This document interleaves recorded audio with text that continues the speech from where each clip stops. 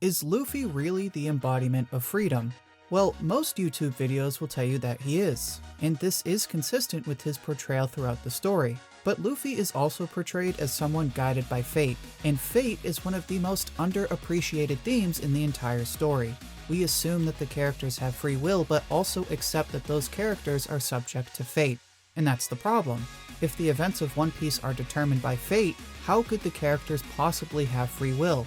In this video, I'm going to explore how One Piece addresses this conflict between fate and free will. Before I get started, make sure to share your thoughts on fate.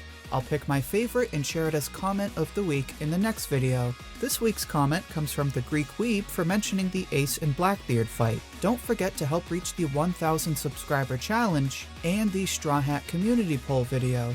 To do that, make sure to like the video, share it as much as you can, and subscribe for weekly One Piece and Dr. Stone videos. With that out of the way, let's explore the issue of fate. It's probably one of the most familiar but complex concepts mankind has ever explored. Let me give you an example. Let's say instead of a popular anime, you choose to watch one that is very under the radar. One that's low-key super fun but really isn't talked about much. You, the libertarian you are, think this is because you're born with free will and can watch whatever the hell you want. Your spiritual friend will tell you for whatever reason that you chose this anime because you're an Aquarius. As silly as my example is, it presents a very important question. Did you choose that anime because you're an autonomous being with the ability to make conscious decisions, or because some outside force made it so that you have a certain preference for anime? Well, scientifically speaking, the answer would likely be the latter. That's because one of the most basic principles of science is cause and effect. I drop a ball, gravity causes it to fall. I swing a bat, the energy generated by that swing causes the ball to move forward. I post a waifu on Twitter, horny nerds on the internet cause that tweet to blow up. So in my example, the rational assumption is that there must be some latent force that caused me to pick up that anime. In the realm of metaphysics, this line of thinking is known as determinism. Essentially, if everything has a cause and effect, that must mean it's all predetermined. To be honest, you really don't even need to be a super scientist to fall in line with this thinking. If you accept that there are forces outside of our control that cause events to occur, then to some extent you're already a determinist. But that's the problem. As rational as it is, determinism seems to negate our free will. If everything I do is caused by previous events, did I really have a choice? If God has a plan for all of us, do we really have free will? If my taste in media is somehow influenced by the star I was born under, then did I really choose that anime voluntarily? And this struggle between free will and fate is one that could be detrimental to a story. For example, take a look at Naruto. The story begins with an underdog who, through hard work and resolve, slowly becomes a hero. But, as we learn later on, Naruto's fate is linked to Asura's. And that leaves readers with a pretty major question. Was Naruto's success really the result of his resolve, or was it the inevitable destiny determined by his ancestor? Some fans will tell you this whole Asura and Indra situation completely undermines Naruto's struggle. Others will tell you that you can still respect Naruto's growth and accept that it was his destiny. Of course, there's also the power scalers, who couldn't care less and really just want to know whether Naruto could beat Ultra Instinct Goku. Clearly, there's no right answer, and as we can see in One Piece, the answer is just as messy. Romance Dawn seems to present the world as one in which the characters have free will. Roger tells them they can find the One Piece if they look for it, so the pirates of the world choose to look for the treasure. They voluntarily make this choice, and they all have their own reasons for looking for the One Piece.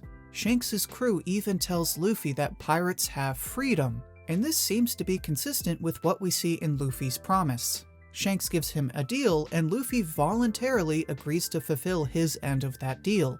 Say what you will about a grown-ass adult asking a 7-year-old to make a pretty serious career choice, but this promise drives Luffy to start his journey and leads to all the events that follow.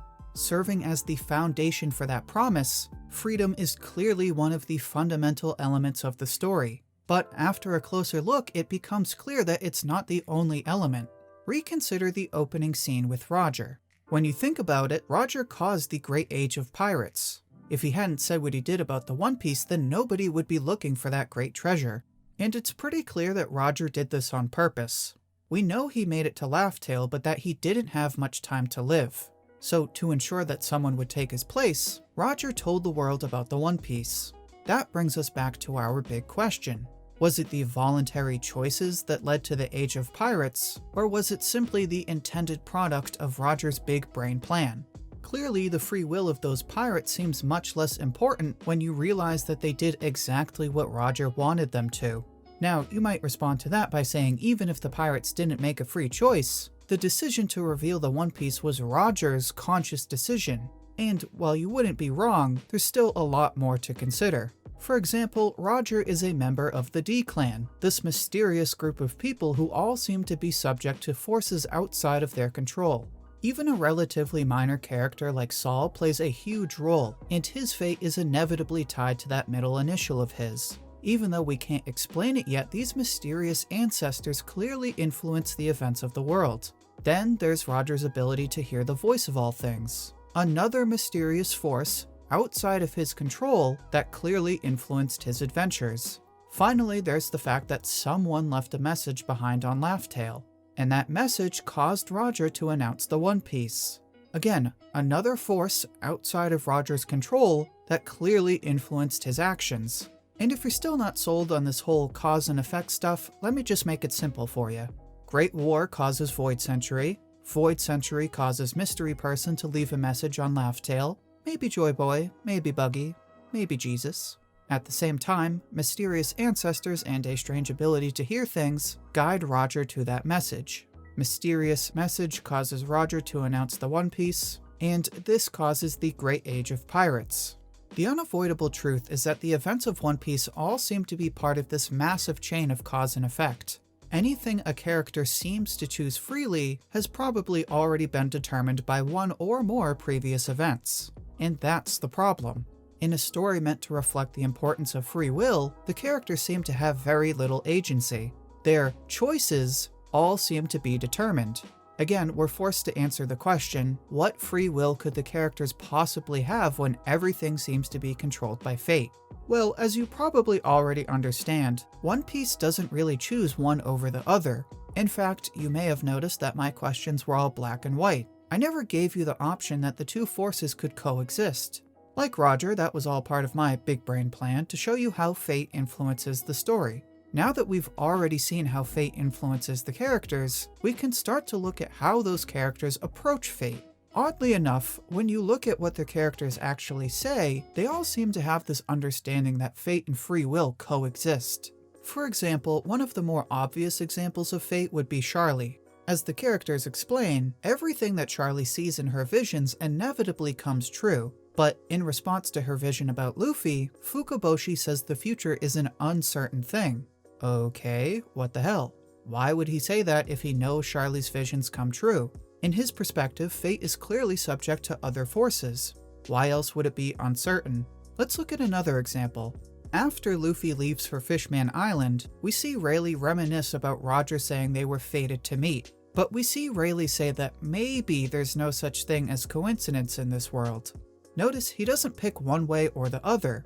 Instead, he seems to come to this almost agnostic view. He recognizes the influence of fate, but isn't willing to say it absolutely determines everything that will happen. Another example of this approach comes from Blackbeard. At Jaya, Blackbeard says if they miss Lafitte, then it must be fate. But Blackbeard is someone who's conspired to rise to power ever since he learned about the Yami Yami fruit. So if we assume that free will and fate are mutually exclusive, then Blackbeard seems to contradict himself. He accepts the influence of fate, but acts as if we can live with free will. Why else would he spend all those years crafting his big conspiracy if he didn't think he could pull it off? Then again, why do any of us get pulled into the rabbit hole of internet conspiracies? But this is all if we assume fate and free will are mutually exclusive. If we take the position that fate and free will can coexist, then Blackbeard's approach makes perfect sense. Okay, so clearly the characters seem to believe that these two elements coexist. But what does that really mean? If fate is supposed to determine everything that happens, how does that leave room for free will? Well, as much as I've exhausted the idea of cause and effect, there's one thing I've purposely been saving. This is the idea of personal experience. No matter how far back we draw the chain of cause and effect, the truth is that we still attach meaning to the world around us in our own way. we still feel like our choices matter.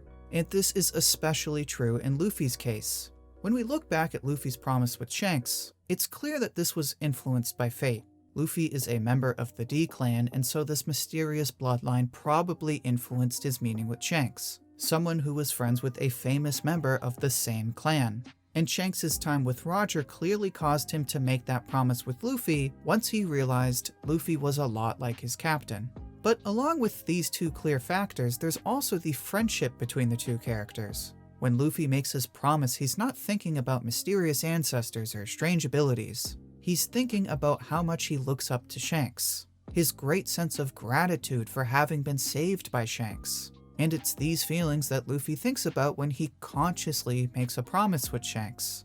So going back to our original question, this is basically the answer we get from One Piece. The characters accept that they're subject to fate, but they don't use that to explain away their agency. Instead, they understand that their personal experiences are just as real as the world around them, meaning that the choices they make in furtherance of those experiences still matter. That's why, despite the overwhelming influence of fate, free will is still a powerful force in the world of One Piece. And that's it for this discussion. There aren't a lot of videos focused on fate in One Piece, so let me know what you thought about my take. If you enjoyed this discussion, then make sure to like the video. Remember to work towards the Straw Hat community poll video by sharing this one as much as you can, and subscribing for weekly One Piece and Dr. Stone videos. Thank you for watching, and I hope to hear from you soon.